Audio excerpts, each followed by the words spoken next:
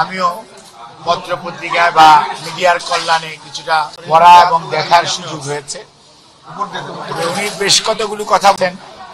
অমর্ত্য সেন ওনাকে কি বলেছে, বা মেহেদী হাসান যে প্রশ্ন করেছে এবং মেহেদী হাসানের প্রশ্নের প্রতি উত্তরে মাননীয় উপদেষ্টা যেটা বলেছেন, তার মধ্যে যেটা মানুষের মধ্যে একটু ইভেন আমার মধ্যেও ধরনের প্রশ্নবোধক চিহ্ন হয়েছে যে বাংলাদেশের মিডিয়ায় দেখেছি যে আওয়ামী লীগকে নিষিদ্ধ করা হয়েছে।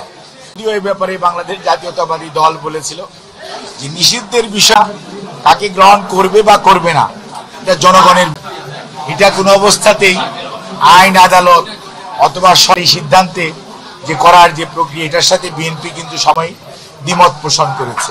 বিএনপি বলেছিল জনগণ সিদ্ধান্ত নেবে কারা অন্যায় অত্যাচার করেছে।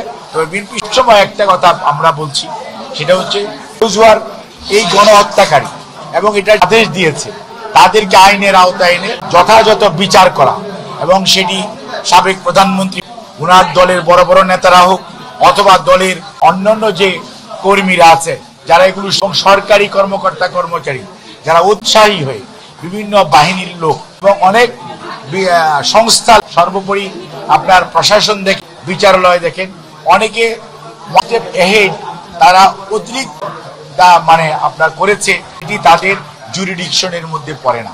তাদের বিচারের ব্যাপারে বাংলাদেশ জাতীয়তাবাদী সবসময় সোচ্চার ছিল, এখনো আছে। আমরা বিশ্বাস করি কোন অবস্থাতে গণহত্যা এবং গণদুশ্মন যারা ছিল, যারা গুম করেছে, যারা মানুষকে নির্বিচারে গুলি করে হত্যা করেছে, যারা মানুষের সম্পদ লুণ্ঠন করে দেশের বাইরে নিয়ে গিয়ে দেশের সম্পদ লুণ্ঠন করে পারছে, তাদেরকে বিচার এবং বিচার আনা এবং বিচারহীনতার যে আপনার যে কালচার, যেটা আয়নাঘর বলেন এনকাউন্টার বলেন, এগুলোর যে কথা অট্টহাসি অর্থাৎ প্রতিহিংসার যে চরম পরাকাষ্ঠা ওনারা দেখছে, এটার বিরুদ্ধে বাংলাদেশ জাতীয়তাবাদী দল সময় সোচ্চার। এবং আমরা মনে করি তারা গণদুশ্মন এবং তাদের নির্বাচন কেন, তাদের এই দেশের মানুষের এসে তারা নির্বিঘ্নে বিচারা বা তাদের অনুসূচনা ছাড়া, আজকে যদি ৭১ নিয়ে এত কথা বলি তাহলে এই ২৪-এ ১৫ বৎসর দেশের ভোটাধিকার দিনের ভোট রাতে করেছে, তার জন্য তাদের অনুসূচনা হবে না, এটা তো হতে পারে না। দে নিড টু মানে আপনার কি আনকন্ডিশনালি জনগণের কাছে ক্ষমা চাইতে হবে।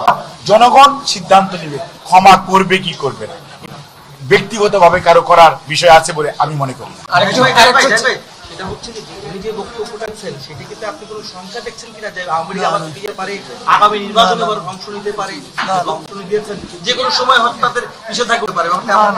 বাংলাদেশ জাতীয়তাবাদী দল এবং গণতন্ত্রকামী শক্তির যে ঐক্য হয়েছে, ঐক্য কোন অবস্থাতেই ভয়ে ভীত হলে ৫ই আগস্ট উনি পালাতেন না।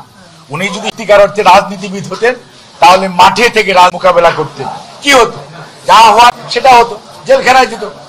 আমরা ৯০-এর পর দেখি নাই, ৯০-এর আমাদের গণঅভ্যুত্থান সেটার পর আমরা দেখেছি স্বৈরাচার জেলখানায় গিয়ে। কাজেই সেই ক্ষেত্রে উনি রাজনীতি হিসেবে যে দায়িত্ব যেটা করেছেন, সত্যিকার অর্থে ওনার যে নিজের প্রতি এরনের যে অন্যায় করেছে, যে অন্যায়কারী মনের যে দুর্বলতা, সেটা উনি প্রকাশ করেছে। তাদের নিয়ে আমরা রাজনৈতিক